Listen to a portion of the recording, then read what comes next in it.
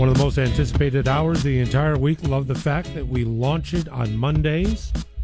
Further deterioration that Monday is my 7th favorite day of the week. And the reason why, the boys are in studio.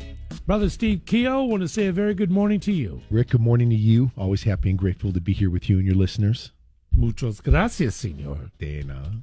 Ah, my goodness. Brother Mark, good morning to you. Happy Monday, Rick. Good weekend, man. Good weekend. Yankees are in the World Series. Yes, they are. I have my Yankees hat. All right. Wear it proudly. That was actually bought with Brother Mark Critchio. That's right. Yeah. Yep. How long ago was that? Oh, wow. Sheesh. 5, 6? It was before COVID. Yeah, that's a while ago. Wow, brother. We got to do it again. We flew to San Francisco to watch Yankees-Giants. So, of course, I had to wear my Cubbies jersey. Fit right in. But right on top, baby. Got the Yankees on the cap.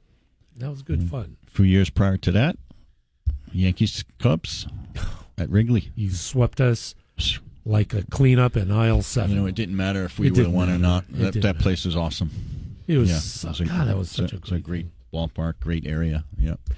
So why don't we give the boys a day off? Let's just talk baseball and how much fun we've had traveling. Yeah. Brother Nick, good morning. Morning. Thanks for having us. It's a pleasure, as always. Gentlemen, a couple things that are circulating around. I'll get into some specificity in a moment, but Waianae Coast. And the reason why is that I think it's so top of mind, but updates are very valuable and very helpful. I'm going to say an opinion that is simply and solely mine, but it's relevant because it's a voice of the community, a neighborhood board member decrying that there is an increase in traffic patrol. And this individual, I had to reread this 70 or 80 times. Increase in patrol. This individual says, Waianae Coast Neighborhood Board member Kyle Wilbur says, it's like we're being punished. Like we're being punished because there's an increase in traffic patrol.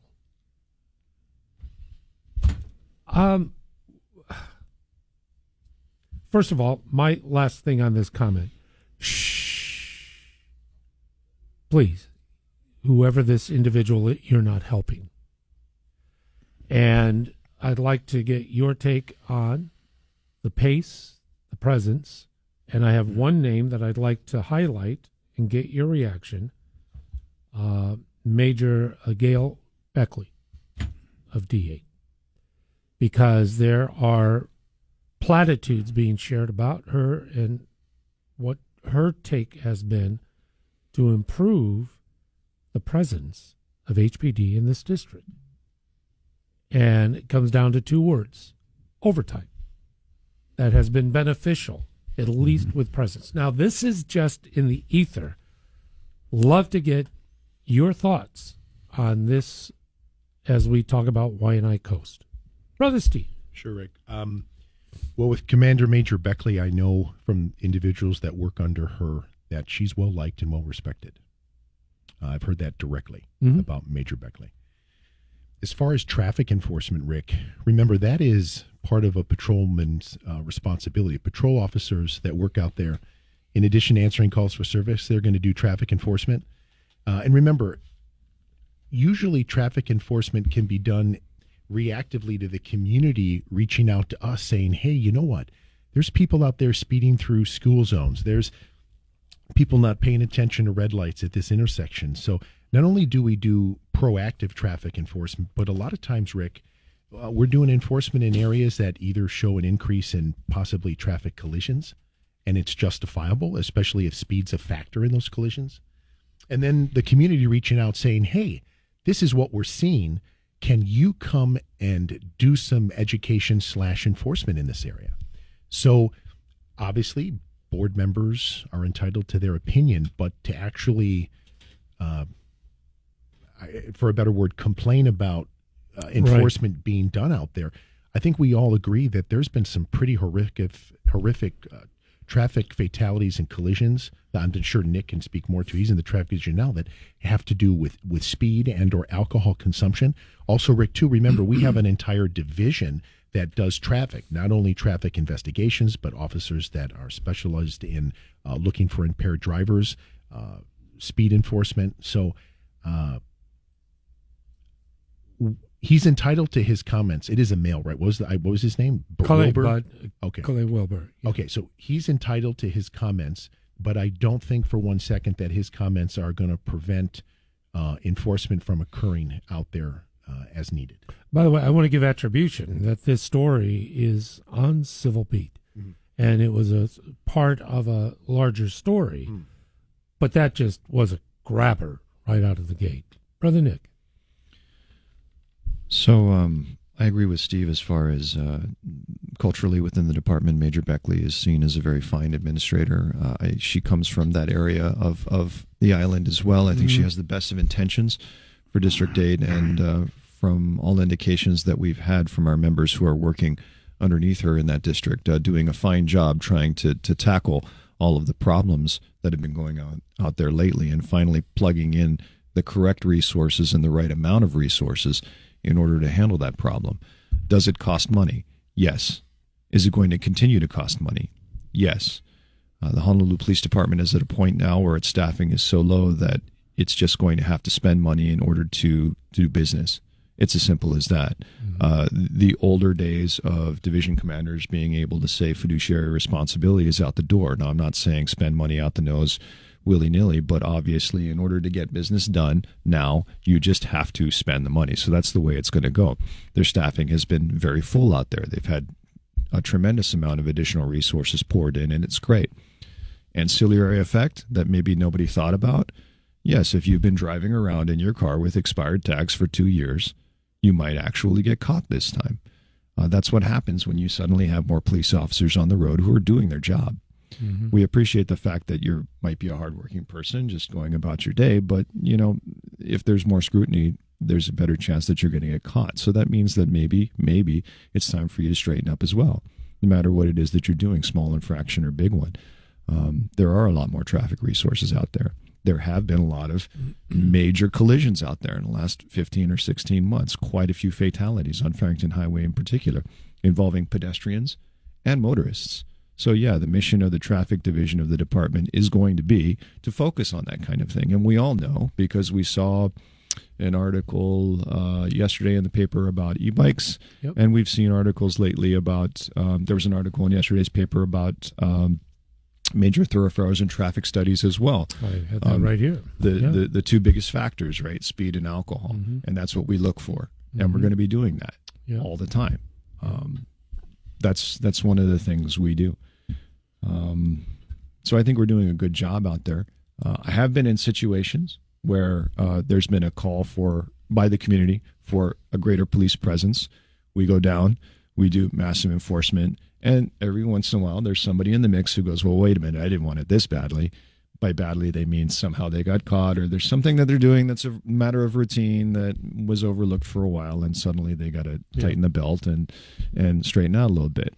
Well, that's just kind of the way it goes. I'm sorry. I don't know how to put it any other way. No apologies. Absolutely not. Brother Mark. Major Beckley, very good commander. I know her very well. She cares about her community as well as her officers. She's very well respected out there. You know, she's from that area, so a very hard worker. So this neighborhood board guy, I mean, I don't know who he is, but, you know, these two guys next to me can't say it, but I'll say it. He's an idiot, okay? That's one of the biggest things neighborhood boards tell us. No matter where we go on the island, we want more police. We want more presence. We want more police, right? When they finally get it, now this guy comes out, we feel like we're being punished. Okay, if you feel like you're being punished, what are you doing wrong then? Okay? A couple weeks ago, I was talking to someone in the lobby over here before we came on the show, and he had to go to court for his traffic violation, right? And he was just amazed at the amount of people prior to him going up to the judge, no insurance, no driver's license. He says he couldn't believe how many people had no insurance and stuff like that. So you get the presence out there, you finally have police out there, and now you're complaining about it. I think it's time you get off that neighborhood board, buddy. You know, get insurance. I pay $127 a month. Yeah. Done. Yeah. Done. You cover it, you get all kinds of, you don't have to worry. It is already 7:21, kind of on this tack, and that has to do with Waianae Coast very briefly, is that the perception is that crime is overwhelming, when in fact for Oahu, as of last week, 6.4% overall reduction in crime. District 8, though, when it comes to violent crimes, 10 of 19 homicides that have been reported, District 8, based on a population that only comprises about 13% of the island. So clearly, if you're in that community, you're enveloped by what's taking place. Outside, yes, there are, but not such as this. I see the outreach and I see the presence and I see. But I don't really hear the other side about parents rising up together and creating networks and creating support groups and communicating with each other almost like a parental neighborhood watch. Hey, brother, you know what? It's your boy. Things like that, to where they can self-govern instead of looking outwards to say there's not enough police. And by the way, those that are here are punishing us. There's a breakdown for me in that regard. Thoughts about concentration of violent crime in that particular district, and is there possibly, do you think enough people here on Oahu understand that maybe there actually is a relaxation in violent crime in the other parts of the island? Mark, what do you think? No, I don't go by numbers. You know, everybody Okay. likes, especially like the news. They like to look at percentages. Crime went up, 9%, or homicides are up 50%, right?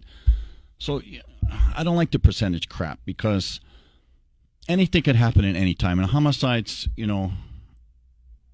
as far as police are concerned, are not preventable on our side.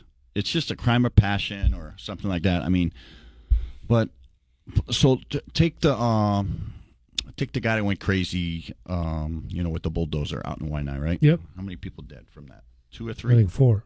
Okay, 4 people dead, right? That's going to shoot your percentage up, right? From one incident. So that's what I'm saying. You cannot go by what they're saying with percentages, and now all of a sudden it's a Waianae problem. 4 people dead, but historically we have a low homicide rate island-wide or statewide, as a matter of fact. So they hit those numbers.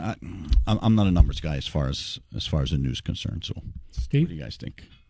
Well, there's definitely been a lot of resources, Rick, now directed to the Waianae Coast. I think community leaders, those on the city council, there's definitely, if I would say, maybe like a call to action. I know that Councilwoman Andre Topola, she hosted, I think, with others, that youth leadership forum to give them an opportunity. I thought that was extremely creative. Major Beckley, leading District 8 out there, she obviously realizes the need for more resources. So to kind of circle back, Rick, there's challenges out there right now. Clearly, I think people in positions of power and authority are aware, but like we talked about this on a couple of shows ago, parents and family members need to be accountable for their kids. And if they're running the streets and if they don't have control over them, we do have programs within HPD that can help juveniles maybe before they get too far off in the weeds. Yeah. Would a curfew be appropriate? Well, there is a curfew now. How that's enforced, our resources are stretched in. But again, Rick, I think you highlighted it. It goes back to families taking responsibility for their own. And then once the families take, I think, that individual responsibility, the families make up the community, right? So if you have enough families banding together, in theory, then the community could get stronger. And we know that people that live on the west side, they want to live out there. They've lived there for generations. It's not an economic thing of why they live on the west side. They live on the west side because they have roots there. It's where they're from. And I'm sure that the majority of community members don't want this happening. And as Mark said, when it comes to stats, 4 people are killed in one event, that is going to spike the percentages. So I agree with Mark as far as, you have to, you look at percentages for what they are, you kind of take a total approach with that. But I agree with you 1,000,000%. It starts with the community, it starts with the home, it starts with the family, and being accountable for your kids as much as you can. Brother Nick, before we hit the bottom of the hour news, final thought? Thank you. So to Major's point, I mean, a homicide can occur anywhere. We've seen, a very heinous one that happened a short time ago involving multiple people in Waianae. We saw a crazy one that happened up in the heights of Waianae, where a person was killed and cemented into a bathtub. I mean, they can happen anywhere at any time, and they are unpredictable. So we do react to that kind of thing. But the interesting thing about the Waianae Coast and HPD District 8 is that this massive flare-up that's happened over the last 6 to 12 months or so has brought us an increased amount of scrutiny to the problem out there, which has resulted, I think, in the entire island, the police department, the communities, and our politicians realizing that this part of the island has been neglected for a very long time. I worked out there for a brief time in 2009. The station was new, but we were short-staffed. It was rough then. It's 10 times harder now. And as much as it's disappointing to see this type of crime happen out there, I think the good side to it is that people are finally accepting, you know what, we need to pay a lot more attention to these people in this community out there. So I'm appreciative of all the efforts that everybody is putting in on all sides. I do believe it's a community effort. I think parents could do a much better job in sense of participating more.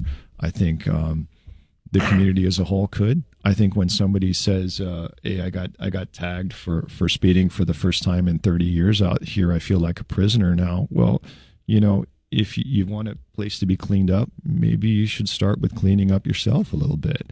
And that's accusatory, but it's true. Everybody's got to participate in better discipline in order for things to get better. And that goes across the board. And there you have it, the very first segment of the SHOPO Hour. It's already 7:29. We're with Brother Nick, Brother Steve, and Brother Mark, Brother Bobby, always on our minds at 7:28 in the morning. Before we go, I want to remind you that this Wednesday, 2 days from now, Brother Jake is going to be in the Hawaiian Financial Music Hall. We would love for you to enjoy. I have passes for 4. Caller number 1 at 521-8383. Come over and see Brother Jake Shimabukuro. It's an album release party. It's a preview of his Blue Note performance, and it's going to be a great deal of fun thanks to Jack in the Box, Monster Energy, and a whole lot more for breakfast and refreshments. And I'll tell you what, you'll have a great time in our hall. Caller number 1, 521-8383, and you could win, and you could actually win now. Once again, 521-8383. If you'd like to be a part of the program, we have brothers Steve, Nick, and Mark in studio.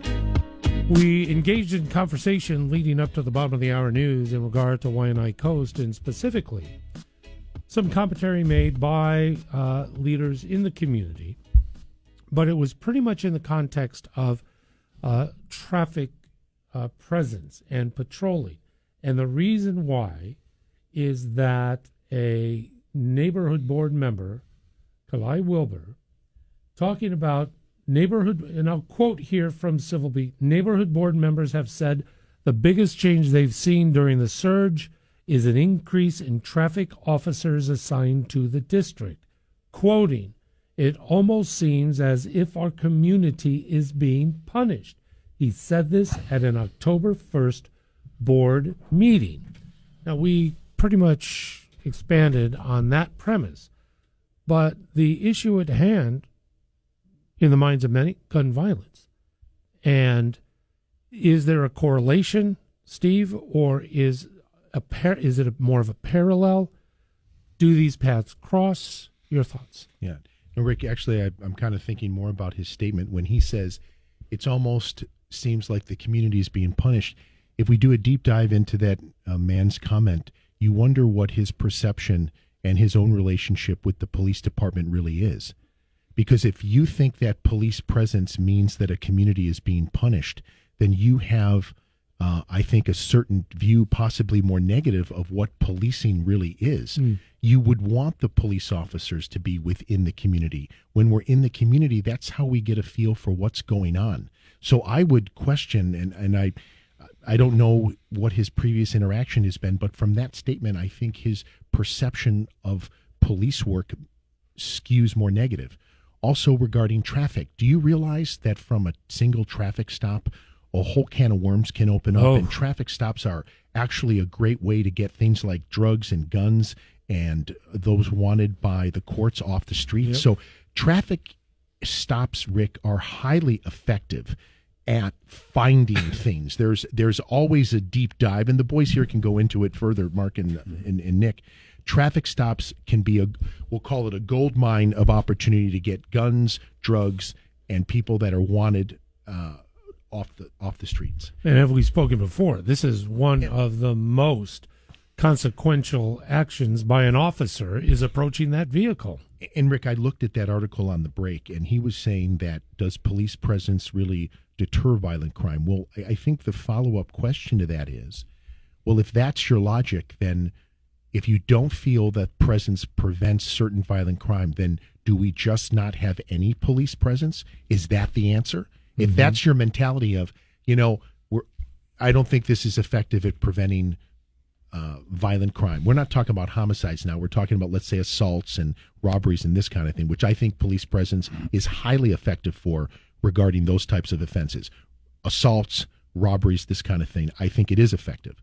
But I don't think people, the community, would want officers to just not be there. Yeah. Mark, you're nodding and shaking your head at the same time. I'm just agreeing with everything. So, like Steve was saying, traffic just brings on a whole new realm of things. You stop a car, and I've lived it. I've done it myself. I came across drugs. I came across guns and illegal activity. Just from a simple traffic stop, blowing out a stop sign or expires safety or something, and then. Besides that, it's just the visibility alone in the community, and that's what these neighborhood boards want. They want the presence, they want the visibility. So I really don't know where this guy is coming from. Yeah. Nick, we'll wrap it up with you. Visibility is, in fact, a deterrence. It's probably one of the most effective tools we have at times. With regards to your question about gun violence and the correlation, I put a lot of thought into that, and I haven't really had a conclusion yet. I wish I had more answers for you there.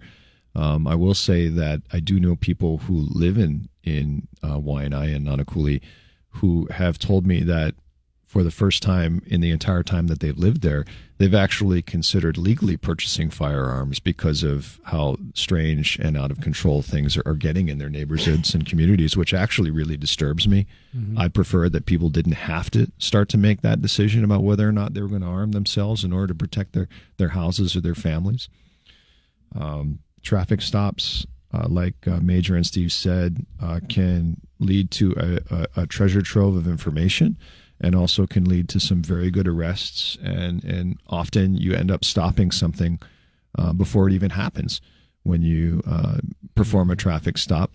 It's one of the reasons why law enforcement agencies nationally don't like it when advocacy groups or legislator politicians start gutting the traffic code for offenses that can actually be used to stop a car. The advocates claim that those offenses are being used unfairly against people of particular geographic areas or particular ethnicities, but the fact is that sometimes you end up getting the kidnapped kid back because you pulled a car over that had a busted taillight, and that busted taillight may only be a $47 violation, but it opened the door to you finding out who's in that car and getting things straightened out. And there we have it. I want to thank you for the conversation and the insight. You had referenced before about intersections. It is gleaned from the city's Ohana Vision Zero, and this is a determination of the most dangerous intersections. But in this regard, the definition is specifically high injury intersections.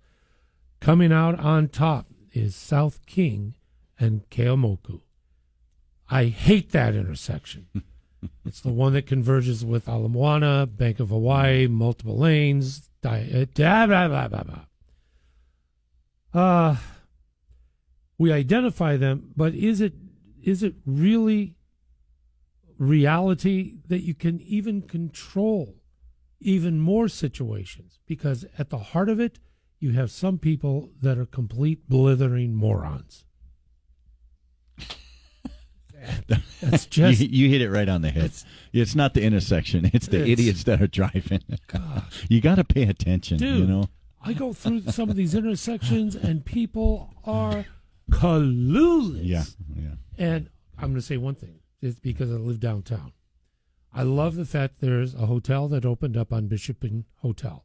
It's a good little place. Restaurant, lounge, and good, great. But Bishop utilizes all lanes. Now, this hotel has absconded without markings, without lane one. And, oh, brother, I'm waiting for the event to happen. God, please don't. But it is contributory to that. Steve, you are acknowledging. I know what you're talking about the issue on Bishop, because they have like a valet stand there and they take lane one up. But getting back to South Kane and Keomoku, the first thing that comes to mind about Keomoku is you have so much pedestrian traffic. Yep. And I know people are pretty quick to, let's say, highlight the drivers doing things wrong. I don't know if you guys can appreciate this, and your listeners too. I've seen pedestrians do many things wrong. Go in the crosswalk at the wrong time, not use a crosswalk. Or some of the residentially challenged, the homeless that are out of their minds and intoxicated, just walking into the street. And then that creates a cascade where the car has to swerve. And there's then you have the elderly, and then you have kids. And Keomoku is so densely populated with cars and people. Yep. I'm not surprised that is a high statistic, simply because it's a high traffic area. You got a ton of cars, a ton of people, and as Mark and you said, that are out of their minds. They are. Okay, that are out of their minds and just make bad decisions, and there we have it.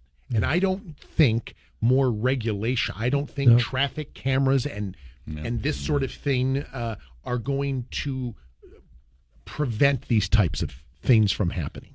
So I was on Stolen Stuff, and a thing came up, and somebody had posted picture of an automobile, license plate, and then narrating about congratulations on driving like a POS, of speeding and cutting off traffic and merging in lanes and this, and they're there together at a stoplight. What a moron. But I like that kind of a post, is to call these people out, and you know who you are. And I don't know what it is. Maybe it's the car I drive. But for some reason, big pickup trucks like to crawl into my trunk space. And I guess they want to mate with a British sports car. I don't know. Well, you know. But, you know, it is a cute car. Anyway. Those ladies across the pond, you know. Stop it. Stop driving like an idiot. Go ahead. Can I tell you something? Yeah. I rode the motorcycles for the police department for a long time. Individuals that drive expensive cars actually are some of the best drivers. I'll tell you right now.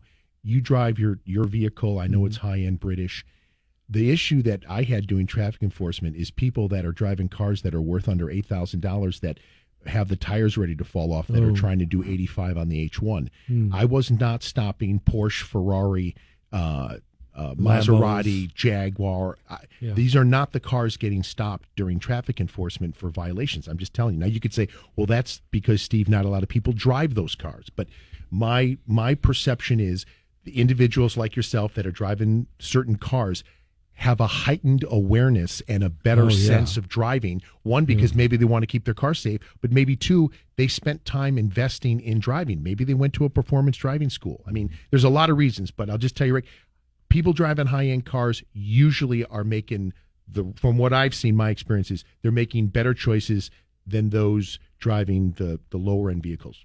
It is what it is. That's Great. Thank you for sharing. It's already 7:46.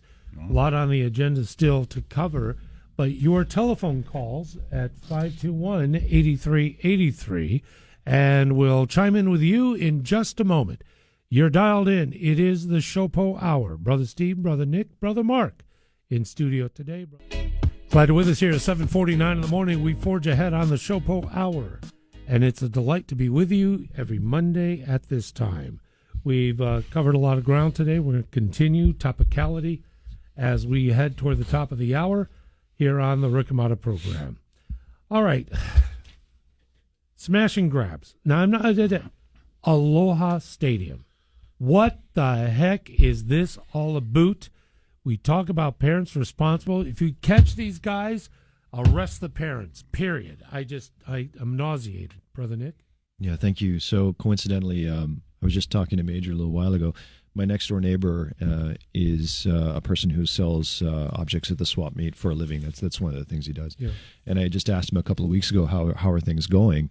Are you going to this event or that event? And he said, I'm actually paring it back because the regular vendors are becoming very afraid of what's going on at the swap meet. And so he starts to explain to me, he shows on his phone surveillance footage from vendors who actually put up their own cameras in their booths at the stadium swap meet of these younger people coming in, obviously trying to hide their identities by masking up and so on and so forth, looking over display cases full of jewelry, trying to figure out which one they're going to hit, and then smashing it and just taking off. And I had no clue that this was going on, but apparently it's going on to the point where the vendors themselves are actually starting to question whether or not they're going to go back and do business there. Yeah, it's not even just jewelry. I mean, it's like all products. I mean, there's a T-shirt vendor who has said, I've been hit 5 times by these punks in the last year. That's incredible. Brother Mark, thoughts?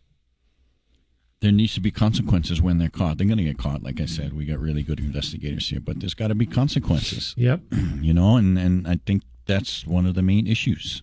We don't have consequences here. And these judges and these people in political power, I don't know what world they're living in. I really don't. Has the limit increased from 750 up? Because it has on the West Coast. Yeah. It is in Washington now, state of Washington, $1,000. Yeah. Right. It's still $750 here, but Jeez, I don't get it. I don't get it. Give them time. Jeez, Steve. Rick, I actually get pissed when I hear stories like this because these are hardworking people. Oh, yeah. These are hardworking, good people, small business people that are just trying to make a living. And then the audacity and the balls on some of these young male juveniles who I'm sure are fully part of the welfare system, which is pretty rich. You're going to steal from a vendor whose tax dollars go to probably support your parents and to pay for your WIC card and to do all this other thing and to pay for your education. And that's the way you repay that individual. It just pisses me off. Yeah. Mark made great points. Nick made great points, but that's how that story just resonated with me. I have no tolerance for that. None. Guaranteed the kids doing that, they're in the system already, and the community at large is supporting them, and then you want to steal from the people that are covering your asses and feeding you and clothing you and schooling you and giving your parents subsidies to live. It's so rich. Yeah. I know. I'm going to start using very bad language in a moment because it's just rife with punks. And I always go back. I go back to parents. It's your damn job. It's not just to have a wonderful night under the stars at the beach and then 9 months later you have a child. No, you are responsible for raising a child. And for those of you on welfare, stop having more children so you can get more money. Stop. And it's a systemic issue that we have here in our country. Now I'm going to sidebar. And we've talked about this before. There is apparently a substantial effort this time around by the Department of Corrections and Rehabilitation to initiate the construction of a new prison. And I know we've talked about this at length in the past. There's a reported pursuit of $280 million in the 25 ledge. $30 million of it is going to be for securing, rest to the possible contractors, vendors. Total cost $1.2 billion. It would replace OCCC. The targeted date, 2031. I just want to get your reaction because now at least there's something on the table. Brother Mark? Just something like we've discussed should have been done 30 years ago, right? Okay, so we got a target date of 2031. It's going to be like the rail? Oh, God. You know what I'm saying? There are no four-letter words allowed in radio. So, you got to see who's running this thing. I mean, I just don't trust these guys in charge. I really don't. Steve? The bigger picture is I'm happy to hear that. Bobby, as the president, has come on here, Rick, and we've had robust discussion about the importance of having another correctional facility that one could house offenders here and then also prevent, let's say, the courts from using the excuse of, well, we're overcrowded, so we're supposed to give this guy 90 days in jail or a year or 6 months, but because we're overcrowded, it's just going to be supervised released. Yeah. So I'm happy to hear that. Now, to Mark's point, is it going to be built efficiently? Is it going to be on time? Is it going to be under budget? Well, I don't, that's a whole other story, but at least it's getting discussed, and I hope it's supported because there needs to be a place for people to go that make bad decisions, and then we can talk about redemption and renewal after they've served their time. Nick? I really appreciated yesterday's article. I thought it was great. I especially appreciated the timeline and all the points it hit about how many hurdles this has gone through and how many discussions and plans and think tanks and groups and so on. And still, over the last 25 to 30 years, still hasn't come to fruition. To Steve and Mark's point, you want to solve a lot of the problems here, and all three parties can agree, judges, prosecutors, and police departments, you need to have a place to put people. The biggest problem, the reason why people are getting out on the streets faster than anything else, it does not necessarily have to do with deregulation of laws or advocates suddenly coming up with great ideas on how to get rid of these people from the court system or from the jails and rehabilitate them. It's simply because there's nowhere to put them, either for the short term, pending trial, or for the long term, because they're incarcerated or they're being rehabilitated. It's as simple as that. Why have we waited so long? Why have we spent so much money on this? And why is it that if we wait, the article clearly said that it's going to cost us tens of millions of dollars every 6 months the longer this takes? So it's time to do it. Amen. See? I was just thinking, I wonder if the Department of Law Enforcement that was newly created is going to play a role in this. I realize that the Department of Corrections is kind of like an offshoot, but ideally in most counties, the sheriff handles this type of incarceration at the jail level. I'm wondering if talented people over at the Department of Law Enforcement, that newly formed agency, are going to have some input into how this works out. I would just say, get the bill number and all of us follow it, because there's a concerted effort within the big square building of certain lawmakers that would never want to see this see the light of day, and that's one of the generational issues. Yeah. And the reasoning behind it is if you can maintain federal oversight, then you would be compelled to release, because you'd be in violation of a federal consent decree. And they count on that being a squalid, inefficient, overcrowded facility because it allows for the release of criminals. It is 7:57 in the morning. Go across the table because we're in the final stretch. Wow. Mark Criccio, final thought. So we've talked about the neighborhood board and, that person that, little controversial statements that he made. So I welcome him to call in. I called him an idiot. Call up and tell me why you're not. Okay? Call in to the show and explain yourself to us. Explain yourself to the listeners. 521-8383 next week would be awesome. Thank you, Mark. Yeah. Steve. We need to continue to support the men and women that run small businesses in the community. Traffic stops are important for cops to do. And we need a jail. Sorry, we need a jail because OCCC is not going to cut it. To be a safe community and a fair community to the offenders as well. Yeah. You know, we need a facility that can house them appropriately Yes. and handle that properly. And those correctional officers that are working in a system that needs to give them protection and is appropriate for what they're doing. Yeah. Gotcha. Thank you, brother. Brother Nick. I totally agree with Major and Steve's points.